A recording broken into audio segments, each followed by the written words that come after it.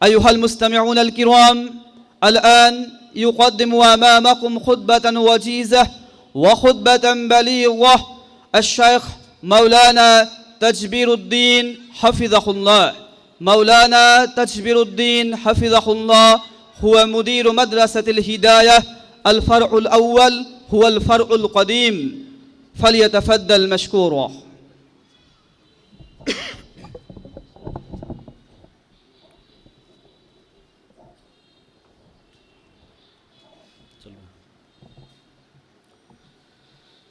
السلام عليكم ورحمة الله وبركاته. الحمد لله إن الحمد لله وكفى والسلام على عباده الذين اصطفى، أما بعد، فأعوذ بالله من الشيطان الرجيم. بسم الله الرحمن الرحيم. الذي خلق الموت والحياة ليبلوكم أيكم أحسن عملا। সম্মানিত উপস্থিতি, মহান রব্বুল আলামিনের দরবারে শুকরিয়া আদায় করি, যিনি আমাদেরকে আজকের এই বিরূপ আবহাওয়াতেও, বৈরী আবহাওয়াতেও এখানে সুন্দর একটি দিনই পরিবেশে একত্রিত হওয়ার তৌফিক দিয়েছেন এবং কিছু শোনার এবং কিছু শোনানোর তৌফিক দিয়েছেন। এই জন্য কালিমাতুশ শুকর আদায় করি, আলহামদুলিল্লাহ।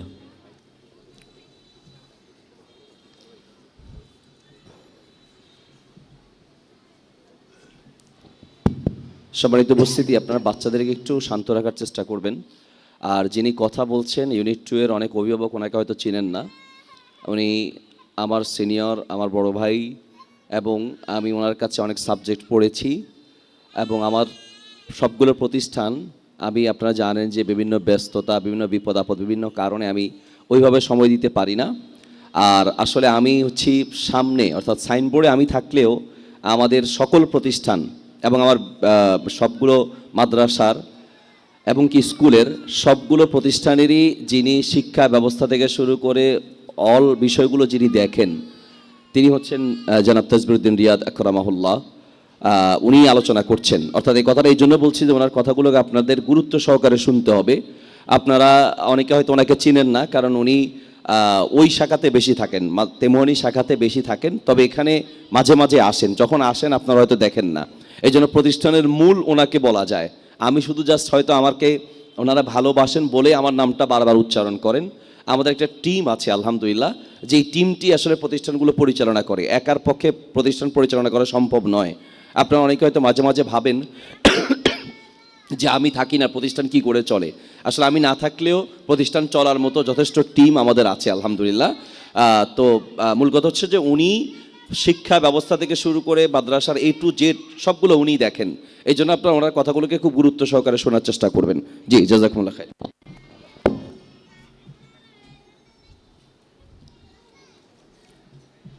আমি আপনাদের সম্মুখে একটি আয়াত তেলাওয়াত করেছি, এর আলোকে 2-4টি কথা বলার চেষ্টা করব। মা তাওফিক ইল্লা বিল্লাহ। আমাদের আজকের প্রোগ্রামটা হচ্ছে বার্ষিক ফলাফল প্রকাশ অনুষ্ঠান। আল্লাহ রাব্বুল আলামিন এই ফলাফলকে কেন্দ্র করে এই আয়াতে বলছেন, আল্লাযী খালাকাল মাউতা ওয়াল হায়াতা লিয়াবলুয়াকুম আইয়ুকুম আহসানু আমালা। তিনি জীবন এবং মৃত্যু সৃষ্টি করেছেন এটা যাচাই করার জন্য, এটা পরীক্ষা করার জন্য যে তোমাদের মধ্যে আমলের দিক দিয়ে কে বেশি উত্তম। আহসান, অতি উত্তম কে, অনেক বেশি উত্তম কে, এটা যাচাই করার জন্য মূলত জীবন এবং মৃত্যুর সৃষ্টি। আল্লাযী খালাকাল মাউতা ওয়াল হায়াতা লিয়াবলুয়াকুম আইয়ুকুম আহসানু আমালা। তো যেহেতু এটা ফলাফল দিবস বা ফলাফল ঘোষণার দিবস, তো আমরা শুধু দুনিয়াবি ফলাফলে চিন্তা করলেও হবে না, আমাদের মূল লক্ষ্য কিন্তু আখিরাত। আপনারা যারা এখানে বাচ্চা দিয়েছেন তাদের অবশ্যই প্রত্যেকের একটা উদ্দেশ্য আছে, যে বাচ্চাকে মানুষ, সুন্দর মানুষ হিসেবে গড়া, মুত্তাকি দিনদার হিসেবে গড়া, এই জন্যই মূলত মাদ্রাসায় দিয়েছেন।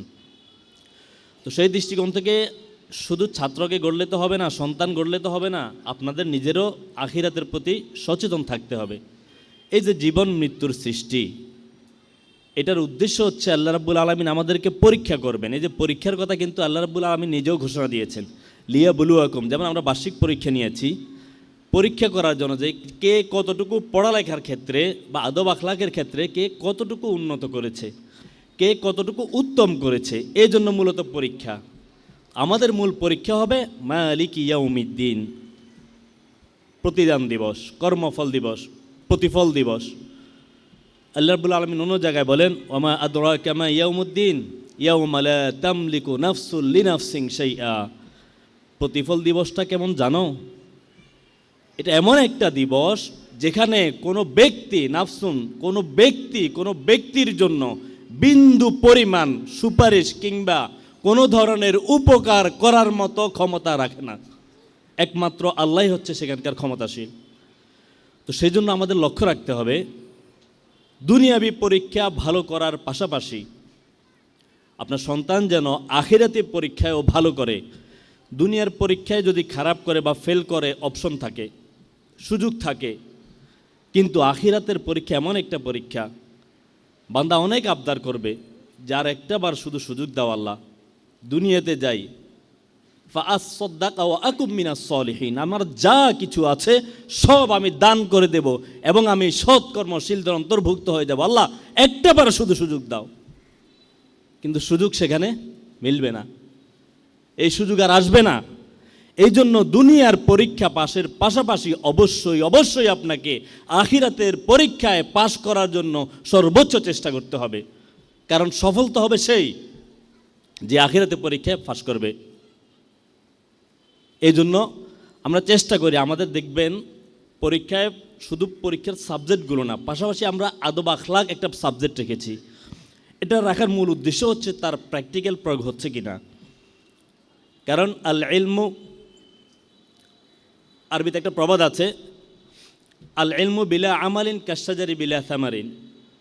ফলবিহীন গাছ যেমন, আমলবিহীন ইলমও তেমন।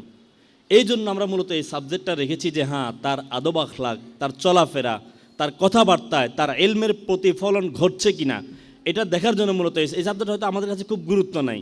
আপনারা অভিভাবক যারা আছেন এরা হয়তো এটাকে খুব একটা গুরুত্ব দেন না, কিন্তু আমাদের মূল পুরো পরীক্ষার যা সাবজেক্ট আছে সবগুলো সাবজেক্টের মূল নির্যাস হচ্ছে এই আমল আখলাকটা, আদব আখলাকটা।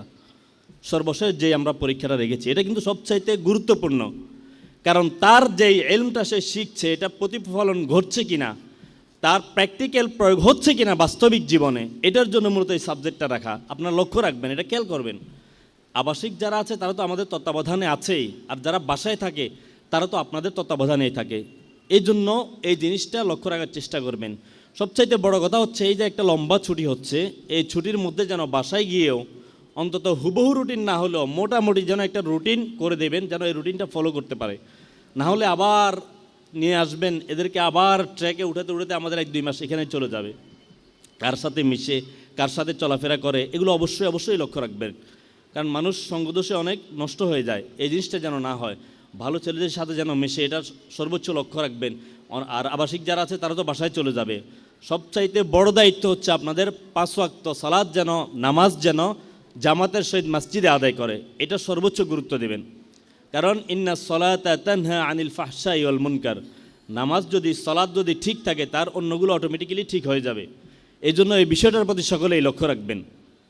আর কার সাথে মিশে কী আচরণ করে, কিভাবে চলাফেরা করে, এগুলো অবশ্যই লক্ষ্য রাখবেন। কারণ বাড়িতে গিয়ে তো আর আমাদের এগুলো লক্ষ্য রাখা সম্ভব না।